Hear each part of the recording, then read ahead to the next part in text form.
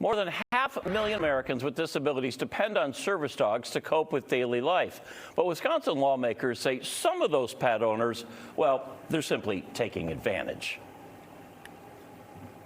Fox 6 investigator Brian Polston shows you the new effort aimed at tightening the leash on fake assistance animals. Yeah, Brian? Mary, you can't just plop your Cocker Spaniel into a shopping cart because you bought a service dog vest on Amazon. And you can't dodge extra pet fees at your apartment without a legitimate letter from your doctor or therapist. At least, you're not supposed to. One Milwaukee senator says it happens all the time, and she's trying to do something about it. The best way to identify a genuine service animal, usually by behavior you can tell, is not by what they're wearing. There is a lady walking 3 dogs in Target. They're peeing on shelves, and they went crazy when they saw him. Scar the Aussie has a fancy vest, but that's not what makes him Carissa Tank's service dog. He knows how to open doors, he can shut lights off, he can pick up any item. It's the tasks he performs, like ignoring distractions. Go get them. Retrieving her keys, finding her the nearest chair when she's not feeling well, good boy, and alerting her to anxious behaviors. Like nail picking or like leg tapping, so he'll stop you. But Carissa doesn't just have a service dog. Hello, everybody. She trains them. You're gonna say, go find a chair, and then just do that multiple times. It's a process that involves hundreds of hours of repetition Good job. and commitment that can instantly be lost when an untrained animal gets aggressive in a place it wasn't supposed to be. They could ruin your dog in the blink of an eye. Service dogs are legally allowed to go wherever their owners can. But in recent years, that level of access has spawned a legion of fakers. Anybody can buy that vest and slap it on their dog. And a surge in so-called emotional support animals. And I'm like, those are not service dogs. They should not be in here. Under the Americans with Disabilities Act, a service animal is defined as a dog or miniature horse that is trained to perform specific tasks. An emotional support animal, or ESA, can be any kind of animal with no training at all. Its only purpose is to provide emotional comfort to individuals with a psychiatric disability. Unlike service dogs, ESAs have no legal right to accompany their owners into places where pets are not allowed, but many people don't know that. Just 2 weeks ago, I had a member contact us and want to know what they're supposed to do when a customer brings in their peacock.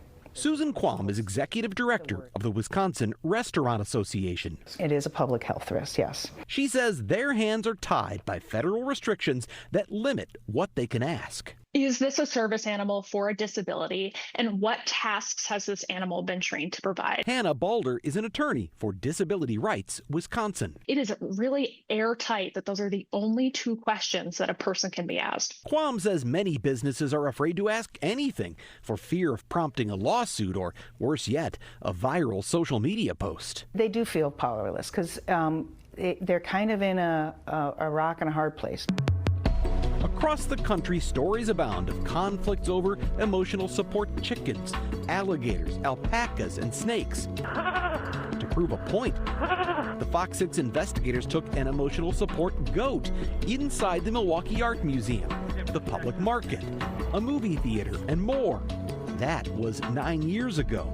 But Quam says it's only gotten worse. It's happening all the time. There's now an entire Facebook group devoted to spotting fake service dogs, where members share photos and videos of animals and their owners behaving badly. Your dog has tried to attack our dog twice. Now, one state lawmaker says enough is enough. It's out of control and it needs to stop. Wisconsin State Senator Rachel Cabral Guevara is one of the lead sponsors of a bill that would create a $200 fine for falsely claiming to have a service animal and a $500 fine for providing false documentation of an ESA. And unfortunately, people are abusing it not only in restaurants and in airports and all stores, but they're also abusing it within the world of housing. Under the Federal Fair Housing Act, landlords have to allow tenants to live with an ESA, and they cannot charge them extra fees.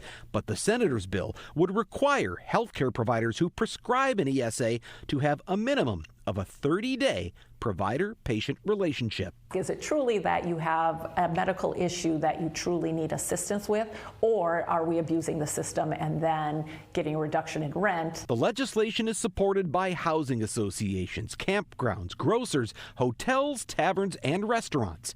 But not everyone is on board. I'm really torn on this one. Milwaukee Assemblyman Ryan Clancy worries the 30-day requirement for an ESA letter could be a barrier for those without health insurance. I'm concerned that this would be squeezing out folks who don't have somebody who can write them a prescription, or even a counselor who can write them a note. As for service animals, Disability Rights Wisconsin has its own concerns. It's just impossible to enforce. Since there is no official registry or certification to check if a service animal is official. What are they going to do? Call the police, and then a police officer is going to decide based on what they believe, what they can see.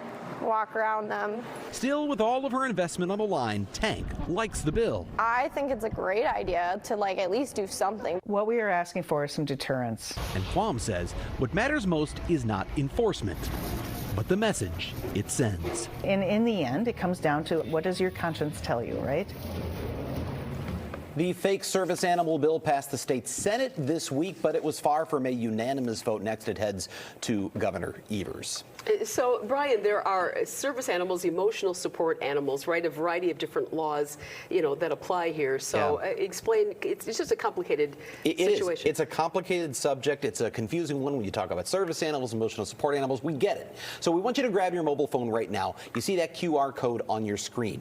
Scan the QR code. It's going to take you to a link to a form where you can ask me a question about this issue right now.